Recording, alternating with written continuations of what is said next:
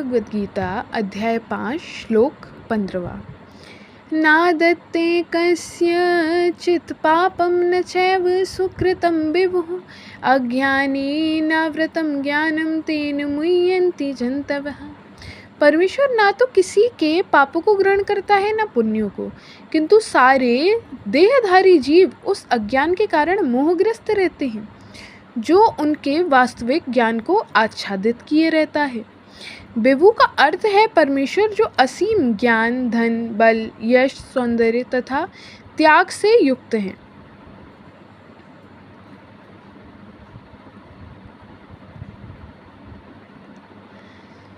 वह सदैव आत्मतृप्त और पाप पुण्य से अविचलित रहता है। उसे पाप पुण्य से कोई मतलब नहीं होता। किसको? भक्त को। खुद में ही तृप्त रहता है।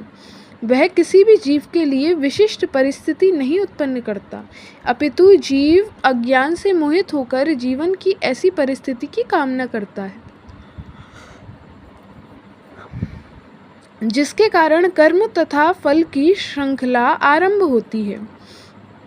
जीव परा प्रकृति के कारण ज्ञान से पूर्ण होता है,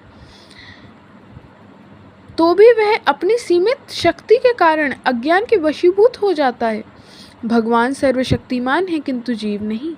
भगवान विभु अर्थात सर्वज्ञ हैं किंतु जीव अणु हैं। जीवात्मा में इच्छा करने की शक्ति है किंतु ऐसी इच्छा की पूर्ति सर्वशक्तिमान भगवान द्वारा की जा सकती है। अतः जब जीव अपनी इच्छाओं से मोहग्रस्त हो जाता है तो भगवान उसे अपनी इच्छा पूर्ति करने देते हैं, किंतु किसी परिस्थिति विशेष में इच्छित कर्मों तथा फलों के लिए उत्तरदायी नहीं होते। यानी आपको करने तो देंगे आपके इच्छित कर्म, लेकिन उसके फलों के उत्तरदायी नहीं होते, क्योंकि आपकी जो इच्छा थी आपने वो किया। अतएव मोहग्रस्त होने से देहधारी जीव अपने को परिस्थिति जन्य शरीर मान लेता है और जीवन के क्षणिक दुख तथा सुख को भोगता है। भगवान परमात्मा रूप में जीव का चिरसंगी रहते हैं, हमेशा साथ रहते हैं। फलतः वे प्रत्येक जीव की इच्छाओं को उसी तरह समझते हैं जिस तरह फूल के निकट रहने वाला फूल की सुगंध को समझता है। इच्छा जीव को बद्ध करने के लिए सूक्ष्म बंधन है। भगवान मनुष्य की योग्यता के अनुसार उसकी इच्छा को पूरा करते हैं। अपनी सोची होत नहीं, प्रभु सोची तत्काल। वाह! भगवान मनुष्य की योग्यता के अनुसार उसकी इच्छा को पूरे करते हैं। जैसी वो योग्यता रखता है वही उसको देते हैं।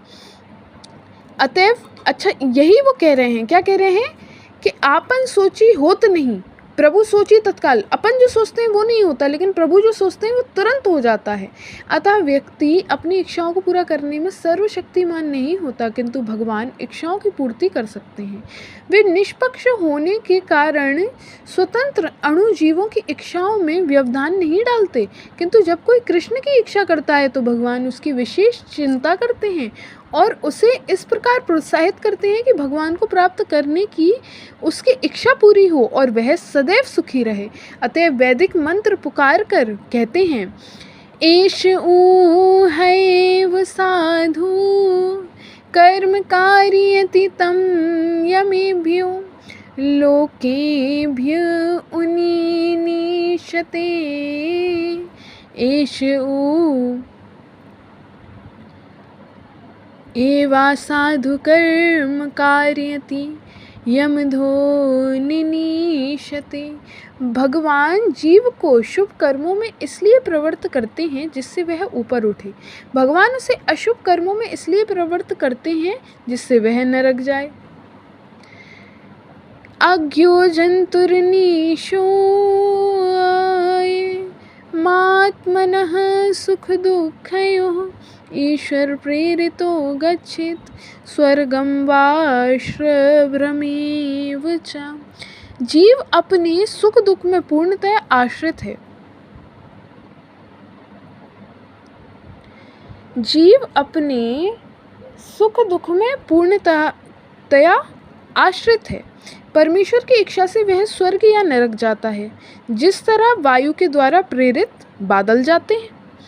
अतः देहधारी जीव कृष्ण भावना अमृत की उपेक्षा करने की अपनी अनादि प्रवृत्ति के कारण अपने लिए मोह उत्पन्न करता है।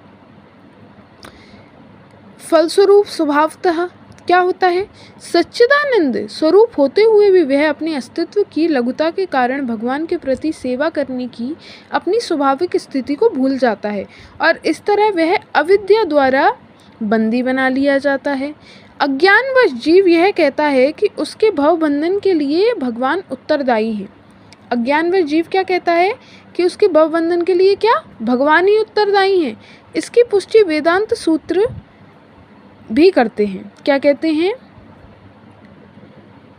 वैषमन्ये नैर्गृह्णन्ये न सपेक्षत वात तथा ही दर्शयति।